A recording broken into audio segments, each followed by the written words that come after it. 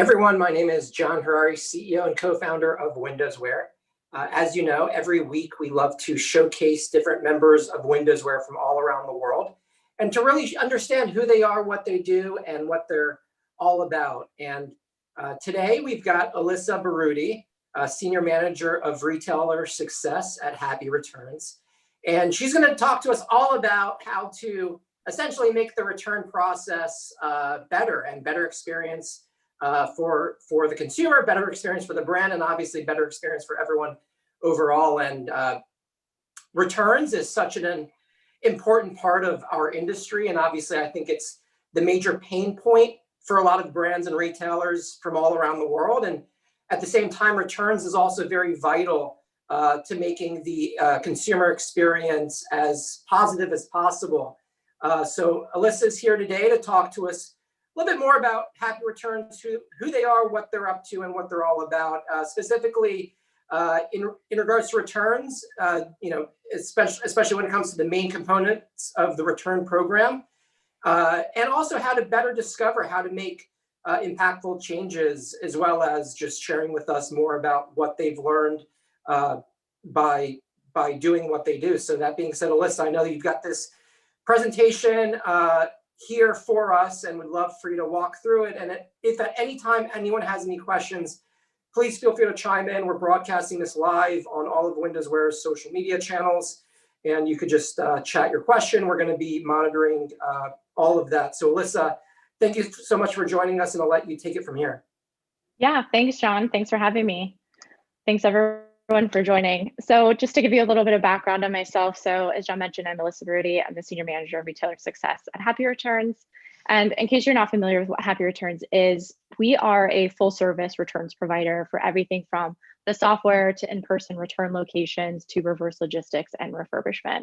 We're the only provider that does everything from beginning to end of the whole returns experience. My specific role is managing the team that is responsible for onboarding all of our new partners, which is our retailers, to our platform, and really make sure that they're as successful as possible while using our service from that point forward.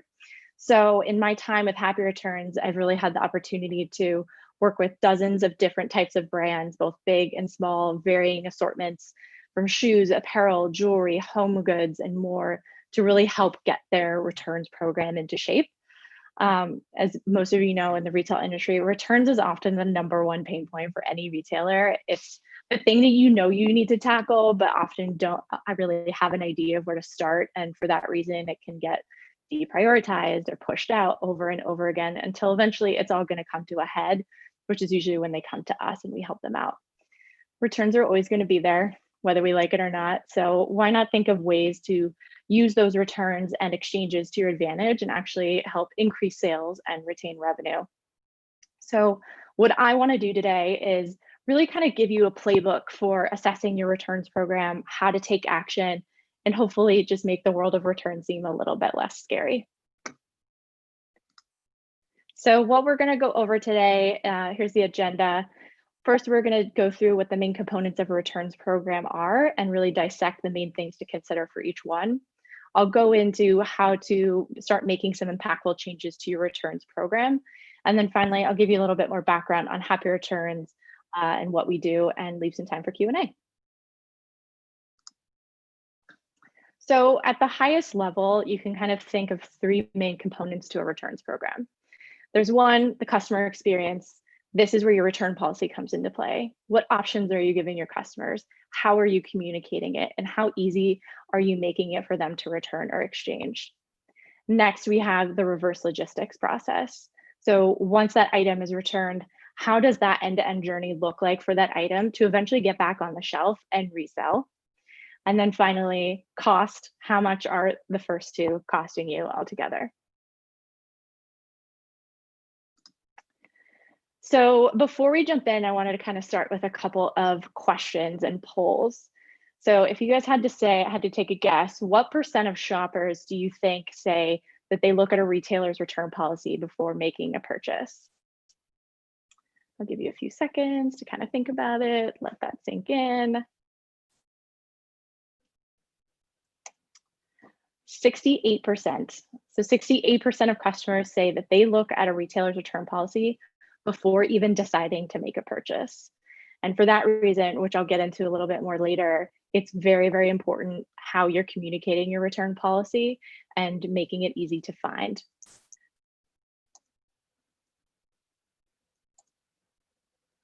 So next, what % of shoppers say that they would never shop with a retailer again after a painful returns experience? And before you answer that, I bet everyone can kind of think of at least one brand that you've purchased from in the past that you were so disappointed in how difficult it was to return for them with them for various reasons that you ended up never purchasing from them again. Again, I'll go into this a little bit more later about how to optimize your return policy and process with the customer in mind. But 87% of shoppers actually say that they would never shop with a retailer again after a painful returns experience. So this is really just meant to solidify how important your return policy is and how you're communicating it to a customer. So let's talk return policy best practices. So think back to the last time you had to return for an online purchase. How was it? Were you able to find the information that you needed to return the item, or did you have to dig through their site only to have to give up and call or contact customer service to ask what you were supposed to do? Ultimately, was it painless enough to make you want to shop there again? There are a number of different things to consider when it comes to your return policy that can impact how a customer perceives your brand after having to experience it for themselves. So starting with the simple return window. How long after an order is fulfilled can you actually accept a return? A typical return window of what I see with most of our partners is at least 30 days. Anything less than that, and you're likely going to start hearing from customers begging for extensions, especially in the current climate of COVID and people not wanting to leave their house to drop things off in the mail. But many of our partners have extended their windows to 45 days or more since COVID, and to give a little bit more leniency there. I've also seen some partners try to shorten the window overall from a cost perspective, thinking if they have less time to return, we'll get less returns and everyone wins, right? That's not always the case. So what I've seen is that when you do shorten that window, you're going to get many more contacts to your customer service team, people asking for exceptions and wanting to return it anyway. So another practice you could do here, rather than shortening your window altogether, something that Happy Returns can actually support, is customize your return window based on the refund method. So if you offer refunds, site credit, and exchanges, why not maybe keep the return window for refund to original form of payment at 30 days, but then extend site credit and exchanges to 45 days or more.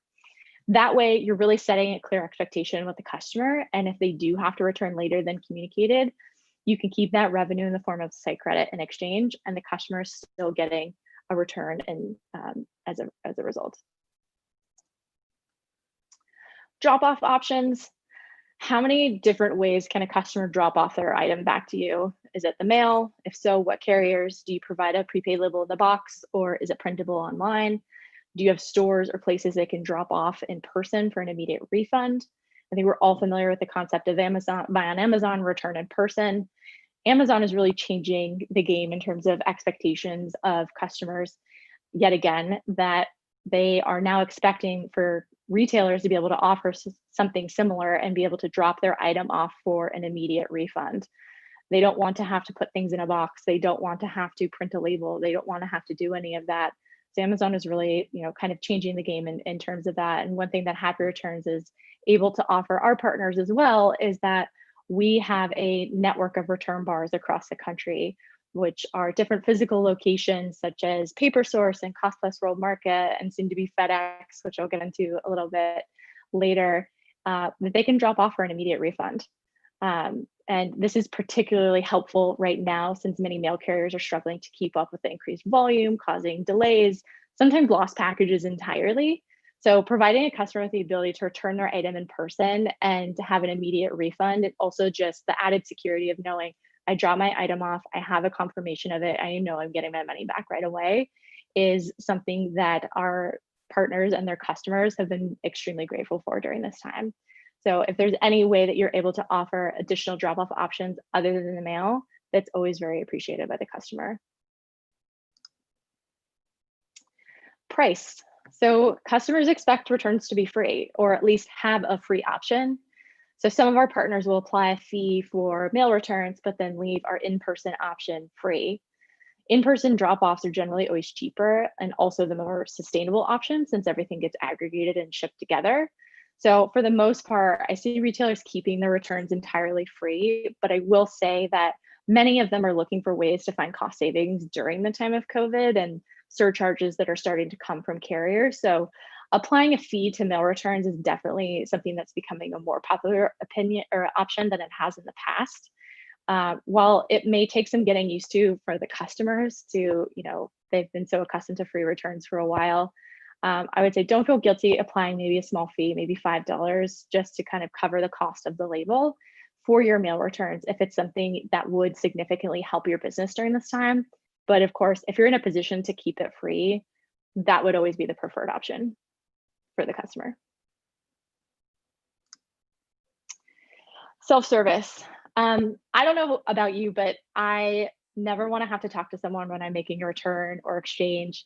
If your customers are actively reaching out to you for help to do a return or asking how to do it, the added costs that you're going to incur from having to staff your customer service team to be able to handle all of those could very well end up costing you more than if you were able to just make returning and exchanging simple and self-service. So whatever you can do here to prevent contacts back and forth with your team, the better.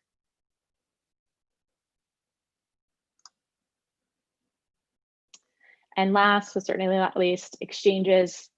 And I can't emphasize this enough, but always, always, always offer exchanges when possible. Not only will customers love you for it, but you will have then just retained a sale and kept it from being a straight refund.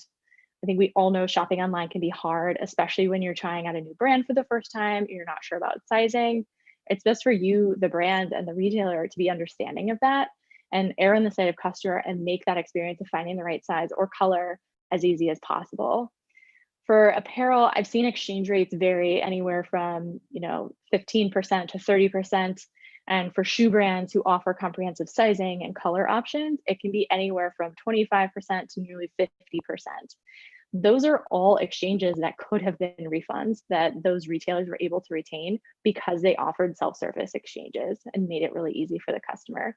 So always give your customers the opportunity to find what works for them. They'll remember that and they'll be more likely to shop with you again.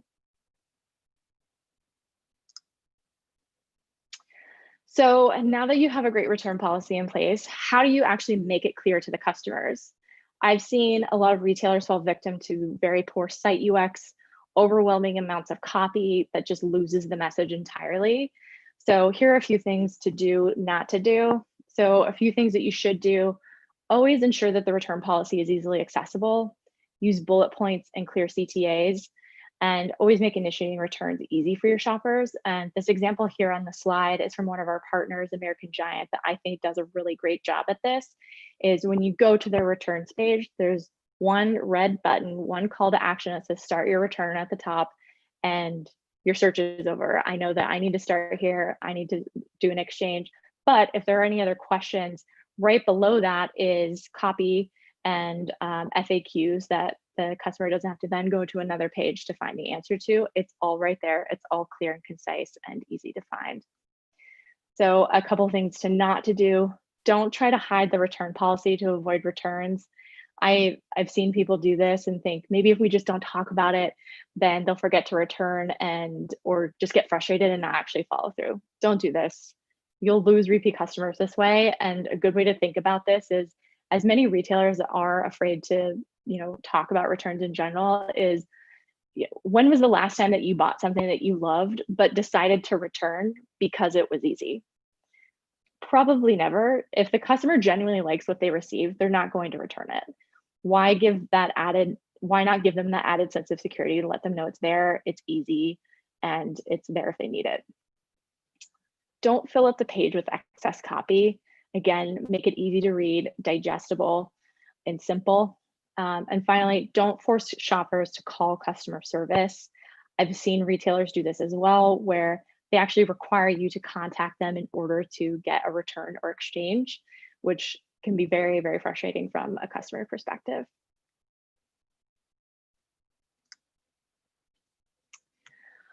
Post-purchase return messaging.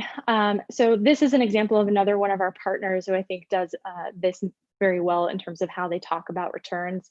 The Carayuma is an emerging sustainable shoe company based out of Brazil. And one thing I love about their whole customer messaging strategy is that they actually talk about returns and exchanges through every touch point of that customer journey, from before the order and communicating it on the product pages to post-purchase emails as seen here. They're always very upfront with the customer about what the return policy is and links them off to where they can find more info. So from a customer standpoint, it really provides that sense of security. This is a bonus option, but again, another one of our partners, Draper James, which is the apparel brand owned by Reese Witherspoon. They actually did something very cool that they incorporated an email to their lifecycle marketing flow that actually promoted returns and talked about how easy it was to make a return either in person with us, Happy Returns, by mail, or in store, to really help encourage them to push them over the line and make that purchase. And they actually saw some meaningful conversion be driven from this by simply letting their customers know it's okay to change your mind if you don't love it. And this is proof about why talking about returns is not a bad thing.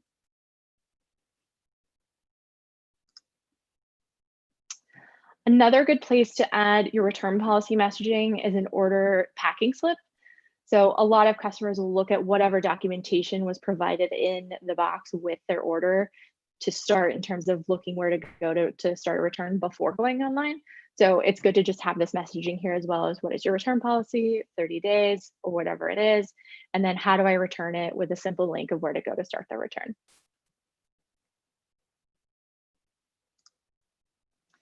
So now that a customer has returned an item, what's next? We've talked about all of the options to provide your customers, how to communicate it to them, and now we need to think about a way, now that we have that item, what do we do with it next and how does it get back on the shelf in the most efficient way possible?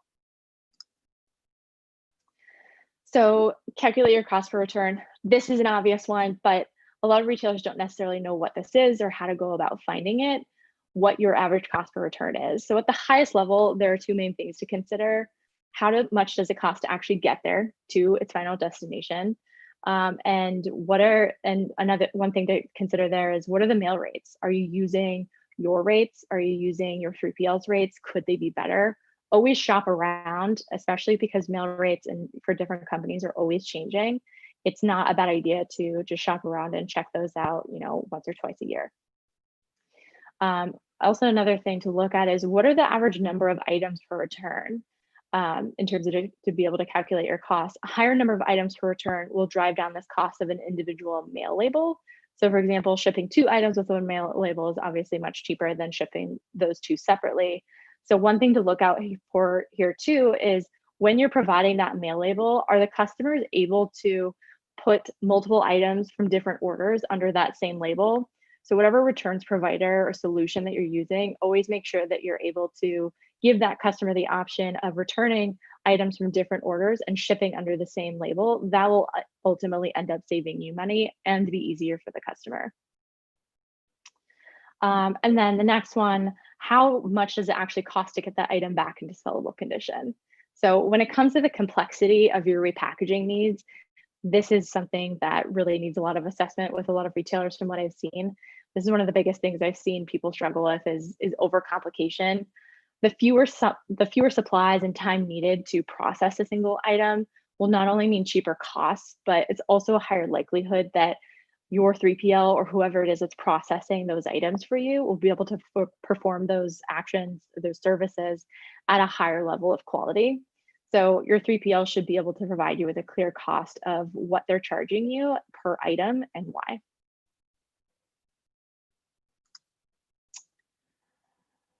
Reverse logistics. So one thing I want to stress here is, forward and reverse logistics are 2 very different things. And it's rare to find a provider that can do both very, very well. But either way, it's extremely important to find someone who can give returns the attention they deserve. Otherwise, you'll run into a lot of other issues upstream. At Happy Returns, returns is all we do. And retailers often come to us because their 3PL who's handling their forward logistics has failed to successfully support processing returns in a timely manner, which has resulted in a few things. Angry calls from customer service. So customers were not being refunded in a timely manner, which led to high customer contact rate, potentially very angry customers who, as a result, would not purchase from them again. Inventory inaccuracies. So by letting those returns build up, there's this struggle for your operations team of really understanding what you actually have in stock or what's on its way. I've seen retailers who at their 3PLs before coming to us just let these pile up. And one of the biggest things that they come to us is, we don't know when to order more inventory of things because we know that we have all of these returns that haven't been entered back into our system that are just sitting there. So obviously there are opportunity costs to that and lost sales due to lengthy restocking periods. So the faster you can get all of those back into inventory will be beneficial for everyone. So in general, you want to look for a provider who understands returns are a priority. If returns are taking longer than 2 days to process after arrival, there's probably something going on.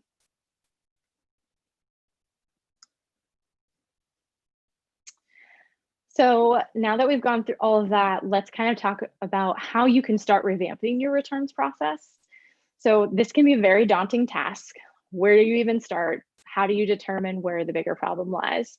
So one great place to start to really assess where the biggest issue is, you always want to look at from the customer perspective. What are their issues? So go talk to your customer service team. What % of contacts are currently because of returns? What is your CX team spending the most time talking to customers about regarding returns? Are they asking where their refund is? Are they asking how to exchange? Are they asking how to return in general? Are they sending return labels, confusion about your policy? Talking to your CX team, your customer service team, can be an eye-opening experience and a very good place to start to see where you need to focus your attention on first. Next, map out your current reverse logistics journey, timeline, and the costs. How are the returns getting back to the shelf? How quickly and at what cost? Once you have your baseline, begin asking your provider how they might be able to improve all of those things. Do they have better rates that they can offer? Understand why processing time is lagging and what needs to change to get that per item cost down. And then finally, get a second opinion when shopping around for other providers and see what others are offering. And most importantly, don't be afraid to split up your outbound and inbound.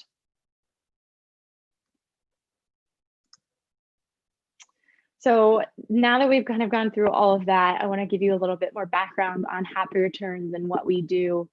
Happy Returns is the only full service returns provider in the business.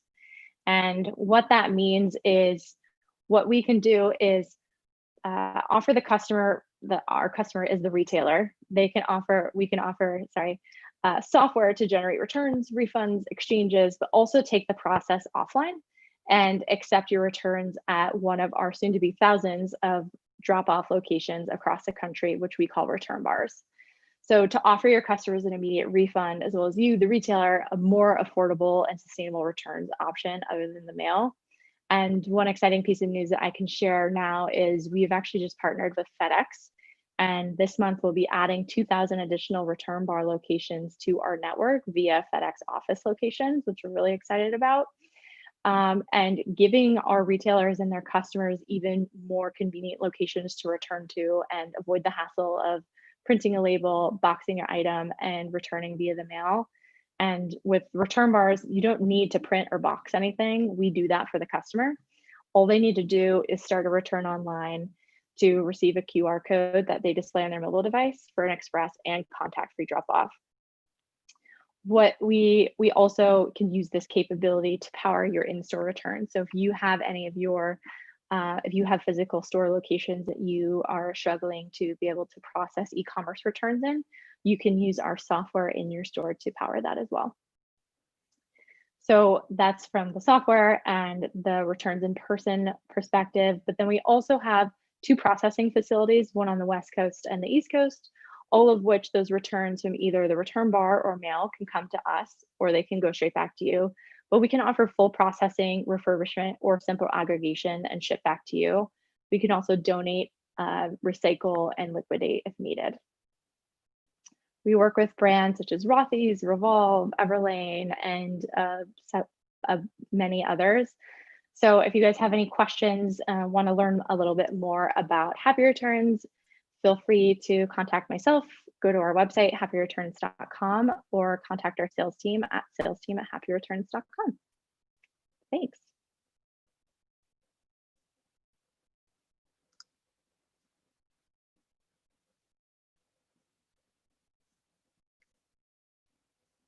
I guess we'll open it up to Q&A if there's any questions. Yeah, thank you so much for that. And obviously, congratulations on the announcement with FedEx. That's absolutely huge. I mean, obviously, appreciate that you pretty much gave us a whole lecture about returns, right? I don't think that any one of us would have thought about the return process in so much detail, and also just making it very interesting and insightful. So thank you very much for doing that. I've got a couple comments, and also just want to ask you a question, and then we're also monitoring all of our social media. And if you're on Zoom, you could just chat your question or unmute yourself. So I actually love your do's and don'ts. And what I really understood from that conversation is it's really okay to talk about returns and to really be open and honest about it. And really the return strategy, obviously I think a lot of us sort of assume it's always going to be there, but to actually celebrate it and to acknowledge it, especially the example that you gave with Reese Witherspoon, to do it with visuals and not just words, right? So many times the return policy is in the fine print, and you really have to go digging and digging and digging to find it. And I think with, that's the one takeaway that's really the biggest takeaway that I had from your presentation is really to celebrate the whole return process, right? And to acknowledge it and to really put it on the forefront. And it's okay to return things. And a lot of, as you mentioned, who has ever returned something that they're very happy about, right? Like, right. You're very happy about it, you're not gonna return it. So it's not that big of a deal. And obviously with the stats that you gave, not having a good return policy is actually detrimental to the entire experience of retail and shopping. So it's an important niche that you guys are focused on. And I think it also just celebrates the success of thinking about a thing, which is usually like the Achilles heel of any retailer, right? The return policy, the return process, and just, you guys are 100% focused on that, which is very interesting and exciting. So could you just talk a little bit more about the visuals? Obviously, WindowsWear is a visual resource. Everything that we do is very visual, but I was actually inspired by the visualization of the return process. Could you just talk a little bit more about that, especially because you mentioned that returns are initiated first online, and then they have to actually, present the merchandise. But would love for you to just talk about, that in a little bit more detail, because I actually thought that was something that I don't really see other brands doing in a powerful way. And obviously it's something that you identified. Yeah. So this graphic here, which I spent a little bit of time on, really kind of illustrates that journey of the return from beginning to end, and all of the different areas that Happy Returns specifically can touch it, but also, a good way for a brand to be able to stop and, really visualize for themselves, where am I sending this item after the customer is returning it? Do I even know where it's going? Do I know what I'm doing with it after? So really kind of visualizing it and mapping that out on the retailer standpoint can be extremely helpful and insightful, because people might not understand where the damaged items are going. There might be missing out on a liquidation opportunity with that. So really just thinking through and going through all of the different details and possible dispositions of where that item could end up can be really eye-opening. So in this example, so we have at point 1 where the shoes are, that's with the customer, and they're starting with the item. They then go online to Happy Returns and they start the return. It's very simple. They just enter a portal with their customer, their order number and their zip code. They get presented with their order information. It's a couple of clicks choosing which item they want to return. They provide us with their return reasons, which is data that we pass back to our customers as well, the retailer. So they have an understanding of why the customer is returning those types of items. And I've actually seen a lot of our partners use that data. One of them actually used that data to spot a manufacturing issue when they started noticing one of their more popular items was being returned, all for the same reason, that it was too small, which is something that was not happening before. And they actually found out that there was an issue at their manufacturer where it was actually being produced incorrectly. So they use that data to flag that and be able to hop on that and figure out how to fix it first. So they enter in their return reason, then they select whether they want to return it, exchange it, get site credit. The retailer can choose all of those different options. And then from there, the customer is offered 2 different solutions in terms of how they want to drop it off, or possibly 3 if the customer or retailer has a store location that you could drop off. They'll see either you can drop it off in person with Happy Returns for an immediate box-free, contact-free return. You can drop it off in the mail, which will require you to put it in a box, print a label. We'll provide them with a label that they can print out. Or if the retailer has a store, they can go drop it off in the store as well. They select the option. If it's an in-person option, they get a QR code. The QR code then allows them to go in person. They show the QR code. All the selections that they had just made online are already saved.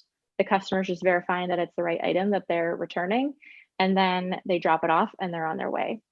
Then from there, we kind of have to think about where is that item going and what's happening to it. So one of the more popular options for our customers is for all of those items to come back to us, and it'll go to the cheapest location, whether it's on our West Coast facility in LA or in Pennsylvania. So it'll be automatically routed to the cheaper location.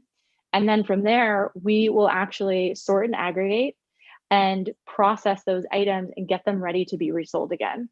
So then the retailer is really saving all of that, money of not having all of those items come back to them with an individual mail label because they were just aggregated at a return bar. Have us process them in bulk, and then when we send them back to their 3PL for outbound fulfillment, they're just accepting a PO of clean items that are ready to be put back on the shelf. They've already been refunded and much less of a headache. So that's our most popular option with most of our retailers, is just to have everything come through us, get it ready to go back on the shelf, and then we ship it out to the 3PL. And then from there, the 3PL ultimately needs to accept the PO, put everything back on the shelf, and resell it. But once those items do get back to our hub, we're also doing an inspection on those. So if we deem those not, in a sellable condition, or damaged or stained, they're clearly worn or missing tags, the retailer can provide that criteria to us. And something also seen here is, do you want it to go back to stock? Do you want it to be donated? Do you want it to be liquidated? So there are a lot of different routes and options that the retailer can choose where those end up. And the benefit of having all of that come through Happy Returns is you have one provider who's giving you all of that data and assurance that everything is all in one place. And you don't have to reach out to multiple different providers of understanding where your items are. We also provide all of the data and real-time reporting to understand where your inventory is. So that's another common question that we get is, I possibly want to restock this before it's ahead of when it's arriving back at our warehouse, because I know that you have it. I know it's been shipped back to us. So I'm going to put that back as sellable inventory on my site because I know it's already in good condition and it's ready to be resold again. So that's really kind of starting from beginning to end. Is maybe a little bit more detailed than you wanted, but there's a lot of different touch points and things to consider in terms of the entire returns journey. Yeah, no, of course. And I just want to acknowledge STV Story says hi and thank you on Instagram, and so does Y Laven. So thank you guys. Hi.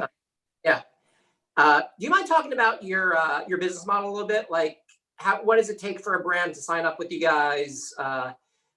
Is there any minimum size of retailer that you work with? You work with all types of retailers. Do you mind just talking about that process? Sure. Like, how does it work? Sure. So one of the things that I love about our business model is that we really have an option for everyone. So if your volume is maybe not high enough to where return bars make sense for you, you can opt in to just use our software. So if you really just want an option for your customers to be able to go online and start a return, that option is there for you as well. We have tiered pricing based on your volume as well. So if you're a smaller retailer, it starts at $350 a month to use the software.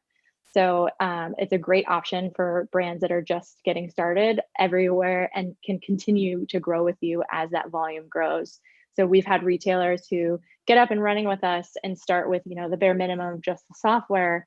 And then they blew up and they started getting all this volume and they thought, well, return bars really make sense for us now. That's where a lot of the cost savings will come from. And later added on return bars, or then later added on processing. So as a brand can continue to grow, we can grow with them with that suite of services. But in terms of getting up and running, it's pretty easy. We integrate very flawlessly with Shopify. So we're great with Shopify. We can integrate with custom APIs, depending on what your OMS is. So custom API, BigCommerce, Magento, all of those different e-commerce platforms or retailers that we integrate with and can get up and running in, Shopify, we can get you up and running in a matter of days. Custom API can be a couple of weeks. It really depends on what type of OMS you're using, but we've made it work with just about everything. So from the onboarding, what the onboarding process looks like, depending on what software you're using, it's really a matter of answering a few questions of, letting us know how you want to set it up. Do you want to offer site credit, exchanges, refunds, what your return window is? We'll take all of that in conjunction with our product team, get you set up. And we do training with your customer service team. So to make everyone feel really comfortable about this new tool that they're adopting and make sure that they're set up for success and can troubleshoot and answer customer questions as they come in. But the onboarding process is pretty quick. I know that switching to a return provider can be really daunting and scary and, think that it's a big to do. And, for some retailers who have a lot more going on in the background, it could be a lot more, but that's kind of why we're here, is to help, navigate all of those different issues and provide solutions to that. So it's really something that we feel good about being able to get you guys up and running really quickly. That makes sense. Look, I mean, it seems like you've made it super easy for people to just onboard with a very low price, as well as being integrated with Shopify and Magento and other platforms. So that's great. Do you mind talking about the return bar itself? Yeah. Can you customize that? Obviously, a lot of brands want their own, visual experience and branding experience. I know that you guys have a brand yourself. How does that work? Yeah, so in terms of branding, the retailer has the ability to brand the online experience. So they can choose their whole background, they can choose the colors that their customers are seeing, upload their logo, customize copy throughout the whole return flow. So that online experience is completely customizable by the brand. In terms of the return bar experience, and when they go drop off, we do keep that all very branded Happy Returns, because there are so many different customers from different brands going there. So we make sure to make them aware of that branding with Happy Returns, so they know where to go in the store. Sometimes when you walk into a return bar, there'll be a sign that says Happy Returns processed here, or maybe it's at a certain cash wrap at the store, so the customer knows exactly where to go. So it's one simple brand and that yellow happy face that they can go and find and easily know where to go in the store. So the branding online, completely customizable by the brand. And then in person is all Happy Returns. But the customer is walking up and saying, I have a return with Rothy's, or I have a return for American Giant. And our returnistas, as we call them, will know what to do from there and be able to process the return for them. Got it. So we've got a question here. So once they work with Happy Returns, are they able to also return it? Like, what if the customer just comes to the store and returns it? Does that pose a conflict, or do you guys work together? So what if they don't necessarily initiate the return in the proper way? Do they have to then be prompted to return it in the proper way online, or could they just circumvent it? How does that work? Yeah, so there's a couple of options there. So one, we can give the retailer our software to power their in-store returns.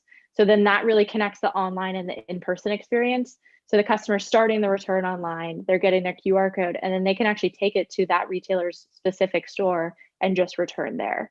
And then all of those options that the customer just made online is collected and being able to be utilized in store by that brand's associate. But if the customer or if that retailer isn't using our software, then it doesn't pose an issue, because from a technical perspective, we're not actually completing the return until it's completed in your system. We're really just starting it. Say the customer initiated this. So if the customer maybe started it online, went to a brand's physical store who doesn't use our app, and then the return is processed in there, that's totally fine. It's not going to mess anything up in the system. The better experience obviously is to be able to use our app in store, and then everything's all connected. And then also from the brand, the retailer, they're able to get all of that data in one place and be able to see one dashboard, one reporting of all the different channels of where your returns are coming from, and be able to track that from a holistic experience. So on one hand, no, it's not a problem if they go and return in person. That's a use case we definitely consider when setting up the retailer, to make sure that all of those different use cases are accounted for. But the better option would be definitely to use our app in the store. Got it. That makes a lot of sense. Are there any types of merchandise that you don't work with, or is it pretty much any retailer, any type of merchandise? Obviously, a lot of merchandise I think we're assuming is like apparel, accessories, etc. But are you limited by what types of brands you can onboard? For the software and the mail, no. Whatever the retailer wants to return, that's totally up to them. For a return bar, there are restrictions around certain types of items that are a good fit for a return bar versus not. Like there's a size and weight requirement. So if anyone who's doing very large dropship items, we don't want someone bringing a large pizza oven to a Cost Plus World Market and expecting that to get shipped back. So there are certain restrictions around size and weight. There are also other restrictions around different types of materials, such as anything toxic, anything flammable, anything like that. So there are certain restrictions around the types of goods that can be returned in person. But in terms of the software, that's completely up to the brand. We're really just integrating with their OMS and what items that their customers want to return. So if it's via the mail, then that is at the decision of the retailer. Got it.